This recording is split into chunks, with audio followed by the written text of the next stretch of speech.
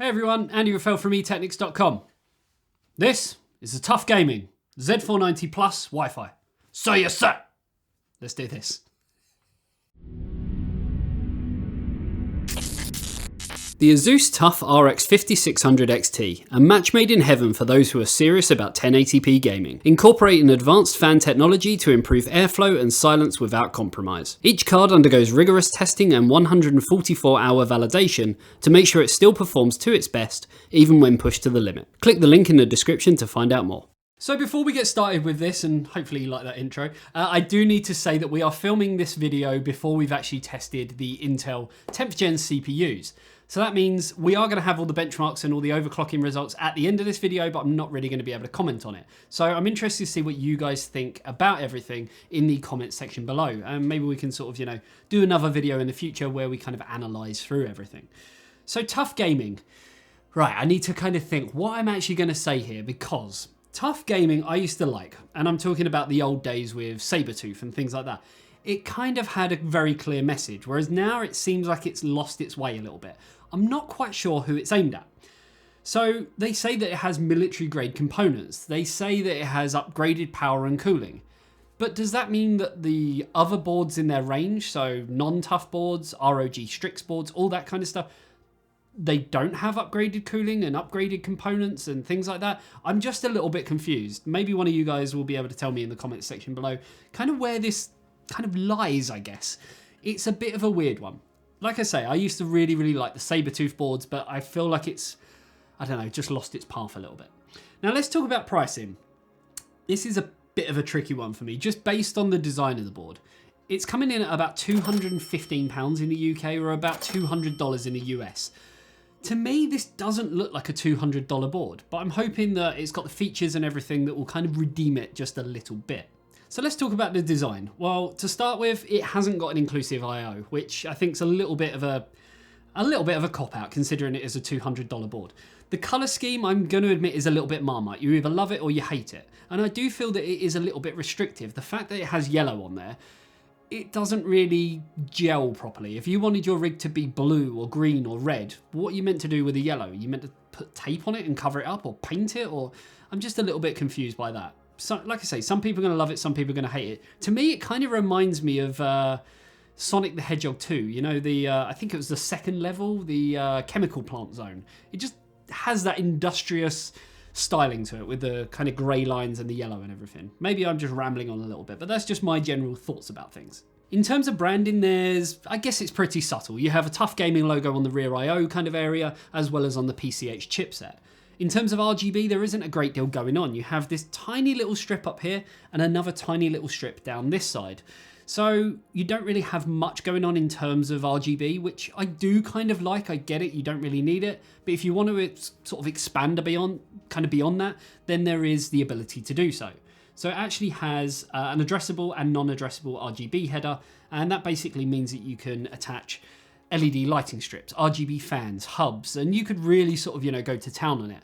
But I guess by having them features, maybe it would have made more sense to have a little bit more lighting on the board itself than just this and, well, this.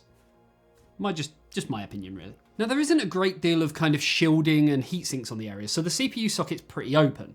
With that in mind though, it still does have a nice little upgrade from the Z390 Tough Gaming, which had an 8+2 power phase design. This has actually got a 12+2 Digi+ power design. So there's going to be a little bit more power being delivered to the CPU socket, which if the rumors are anything to suggest, these Intel chips are actually going to need it. It does have a single 8-pin and a single 4-pin, providing that power directly to the CPU socket. Nothing really too out of the ordinary. In terms of keeping everything cool, there are two large heat sinks, one here and one here. They're not connected via a heat pipe or anything like that. And then there is another heatsink over the PCIe chipset. Other than that, we have got an open M.2 slot, but the second one is shielded by some armor as well, just to keep things nice and cool. Now, talking about kind of shielding and M.2, it is worth noting that ASUS can neither confirm nor deny whether this has PCI Express 4.0 capabilities. A lot of the Z490 boards that are coming out do have that functionality from MSI, Gigabyte and other brands out there, but ASUS have no way, because the Rocket Lake CPUs aren't even, out there or anything like that, they have no way in validating if it would work at the rated speeds that they'd want it to. So they don't want to kind of, overpromise, under-deliver with it. So for now, let's say that it might have PCI Express 4.0, but until then Rocket Lake CPUs are out, hopefully sometime later in the year, well, we just don't know at the moment. Now, in terms of other cooling on the board, there is a lot of fan headers. I mean, for a board of this kind of price point, probably has more than what you'd expect. They have kind of temperature sensors layered all over the board, as well as overcurrent protection. So if you are plugging things in like water pumps and things like that, you're not going to have any problem with kind of, spikes in the power. That's something that you do get with tough gaming. So I can kind of see maybe that's why you're paying a little bit more for it. You're just getting that extra peace of mind when it comes to kind of cooling and keeping things regulated and stable. In terms of memory support, we have 4 DIMM slots supporting up to 128 gig of 4600 megahertz plus and OptiMem2 support. So that means that you're going to have kind of improved latencies, better stability, better compatibility with a broader kind of range of memory that's out on the market. We all know, especially with Intel, how kind of finicky it can be with certain memory modules. In terms of storage, there's 6 SATA ports, and as I mentioned earlier, 2 M.2 slots, one bare in kind of the middle of the board and one covered by the M.2 heat shield.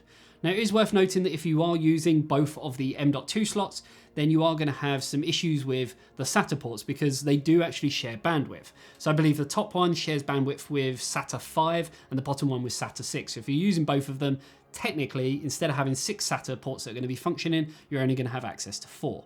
I mean, that's pretty common around this kind of price point to have that, I guess, lack of functionality. If you want something above and beyond that, you're going to have to spend a little bit more money, maybe around the $300 mark, to get something like the Strix Z490E Gaming, which will give you full kind of M.2s as well as the full kind of 6 SATA ports. In terms of the expansion slots, they are PCI Express 3.0 for now. It might be 4.0, we really don't know.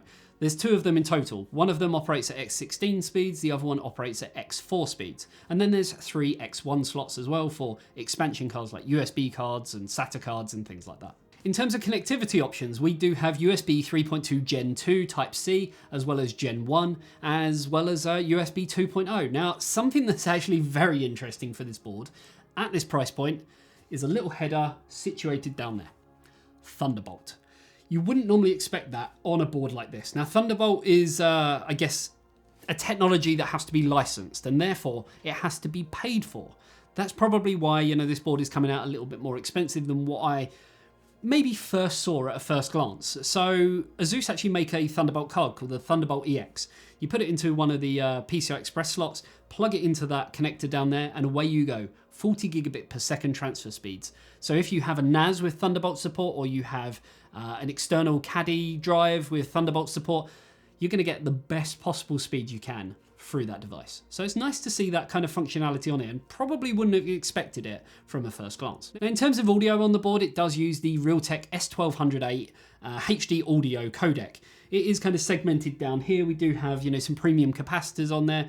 So again, just sticking with that military grade components and things like that, it does have some pretty decent quality audio for the best clarity and quality out there. And finally, ending up with a rear I/O. I'm a little bit disappointed that it isn't built into the board, but I guess for this price point, you wouldn't really expect it, but does it really cost that much extra? Personally, even if it was another $5 just to have that on there, I'd pay it.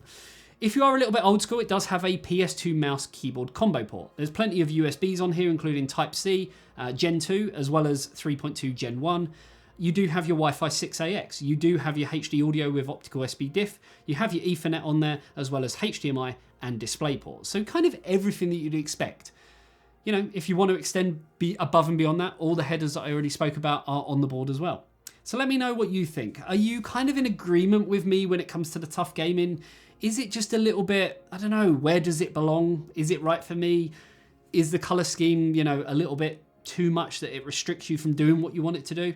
I'm just a little bit torn with it, and I don't know. I say bring back the Sabertooth. Those were the good old days. Let me know in the comment section below. Like I mentioned, we have got all the benchmarks and the overclocking and everything at the end of this video, so definitely stick around for that. And I will leave you with that, and you can let me know in the comments exactly sort of, what your thoughts and what you think about the results and what you think about the board. Till next time, guys. I'll see you in the next one. See you later. Bye. See ya, sir.